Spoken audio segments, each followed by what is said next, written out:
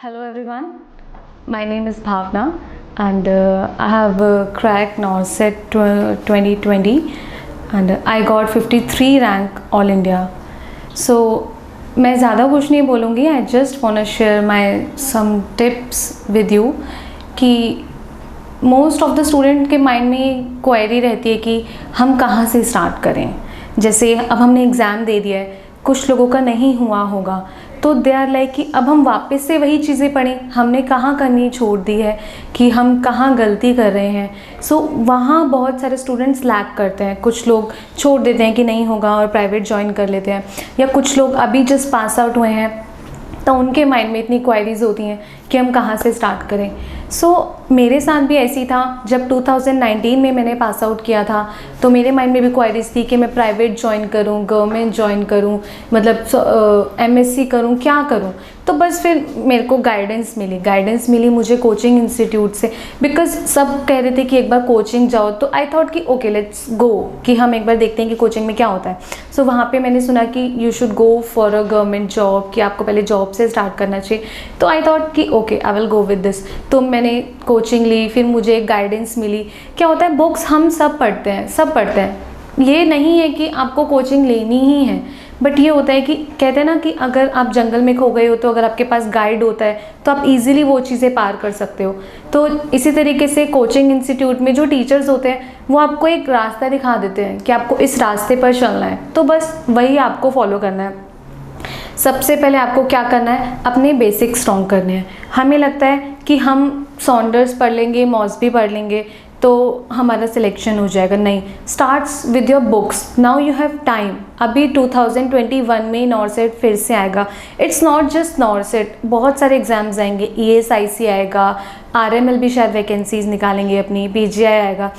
तो सिर्फ इसके लिए नहीं, लेट्स स्टार्ट फ्रॉम बुक्स, क्योंकि वहाँ पे चीज़ें सही भी होती है। ठीक है, सबसे पहले आपको अपने बेसिक स्ट्रॉन्ग करने हैं। उसके बाद आपको क्या करना है, थ्योरी पढ़नी है अच्छे से, क्योंकि हमें क्या लगता है कि हम सिर्फ क्वेश्चंस कर लेते हैं एग्जाम से पहले और हमारा हो जाएगा। ठीक है, लेकिन नहीं, सबसे पहले आपको थ्योरी स्ट्रॉन्ग करनी है। आप एक जगह से थ्योरी पढ़ोगे, उसके क्वेश्चंस निकाल के करिए, फिर आप दूसरी जगह से थ्योरी पढ़िए। अगर सपोज आपने कोई बुक है, एग्जाम्पल मैं दे रही हूँ, मैं कोई सजेशन नहीं दे रही हूँ, PR यादव से आपने थोड़ी सी थ्योरी पढ़ी है, तो PR यादव की क्वेश्चंस वाली बुक में अलग अलग से क्वेश्चंस लिखे हुए हैं, आप उन्हें ट्राई कीजिए। Once you finish PR Yadav, you go for Saunders की थ्योरी पढ़िए, फिर उसके क्वेश्चंस करिए। अगर आप, ठीक है, मॉसबी की लैंग्वेज थोड़ी अपग्रेडेड है, ठीक है, अगर आप उसे समझ पाते हैं तो आप वो भी कर सकते हैं। तो मैं आपको ये बोलूँगी कि पहले थ्योरी पढ़िए, फिर आप क्वेश्चंस करिए। एग्ज़ाम के आने से पहले ऐसा नहीं होता है कि 1 महीने में सिलेक्शन हो जाएगा, हम 1 महीने में कर लेंगे। You have to follow the continuity. आपको 4-5 घंटे कंटिन्यूटी पढ़ना है, और वो कंटिन्यूटी शायद अगर आप कोचिंग लेते हैं तो कोचिंग से बन सकती है। जैसे I am the students of nursing experts, ठीक है, और यहाँ के डायरेक्टर मिस्टर महावीर, उन्होंने भी मुझे बहुत गाइड किया है, और भी बहुत सारे टीचर्स हैं जिन्होंने गाइड किया है। तो कोचिंग से क्या मिलेगा, आपको गाइडेंस मिलेगी, आप उनके फॉलो करिए उनको, ठीक है। और कोचिंग से कंटिन्यूटी भी बनती है। आप कभी घर पे नहीं पढ़ पाते हैं, बट अगर आपको क्लास जाना है तो आप क्लास जाएंगे, तो कोचिंग से कंटिन्यूटी बनी रहेगी। That is more important.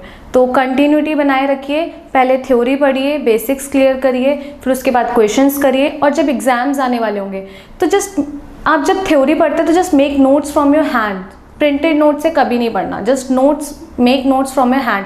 मैं हमेशा अपने हैंडमेड नोट से पढ़ती हूँ। मैंने कभी कोई बुक नहीं उठाई किसी भी चीज़ की और मैंने नोट्स पढ़े, हमेशा अपने हाथों से नोट्स बनाए और उन्हें ही पढ़ा है। एग्जाम से पहले हमेशा नोट्स पढ़िए, पूरी बुक नहीं पढ़नी है, सिर्फ नोट्स पढ़िए और सिर्फ क्वेश्चन सॉल्व करिए। जो आपने कर लिए हैं वो भी, एक बार अगर आपने PR यादव के पूरे क्वेश्चंस कर लिए, इसका मतलब ये नहीं कि आपको वो आ गया है। दोबारा करिए, वो दोबारा सर्च करिए, जहाँ से मिले टेस्ट सीरीज़ उठाइए, कोचिंग ज्वाइन कीजिए। कोचिंग में टेस्ट सीरीज़ प्रोवाइड करते हैं। अगर आप कोचिंग नहीं भी जा रहे हैं, अगर आप फाइनेंशियली भी स्ट्रांग नहीं हैं, तो भी आप टेस्ट सीरीज़ बाय कर सकते हैं। आप वो करिए, इससे आपकी इंप्रूवमेंट होती है। देखिए आप कहाँ स्टैंड कर रहे हैं। तो क्या होता है, जो एग्ज़ाम में हमारा स्ट्रेस होता है वो हमारा टेस्ट देते वक्त निकल जाएगा।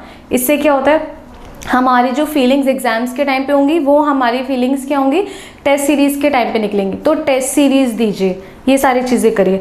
मैंने बहुत ज़्यादा बोल दिया है तो मैं और ज़्यादा नहीं बोलूँगी, मैं बस इतना ही कहूँगी कि आप स्मार्ट स्टडी करिए, चीज़ें सारी पढ़िए, कुछ भी इम्पॉर्टेंट नहीं होता है कि ये इम्पॉर्टेंट है ये ही एग्ज़ाम में आएगा। You have to study everything from book.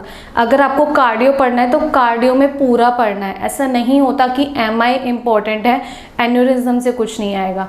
तो everything is important, you have to study everything and you have to do each and every question जहाँ तक आप कर सकते हैं। एग्ज़ाम में टाइम मैनेजमेंट करना बहुत इंपॉर्टेंट है। फर्स्ट बार अगर आप एग्ज़ाम दे रहे हैं तो पहले पूरा जो आपको आता है सिर्फ वही अटैम्प्ट कीजिए। सेकेंड टाइम में आप वो वाले क्वेश्चंस करिए जिसमें आप कंफ्यूज थे। नेगेटिव मार्किंग पर कंट्रोल कीजिए एंड डेफिनेटली अगर आप ऐसे करेंगे तो you will crack नॉर्सेट 2021। Good luck. Thank you.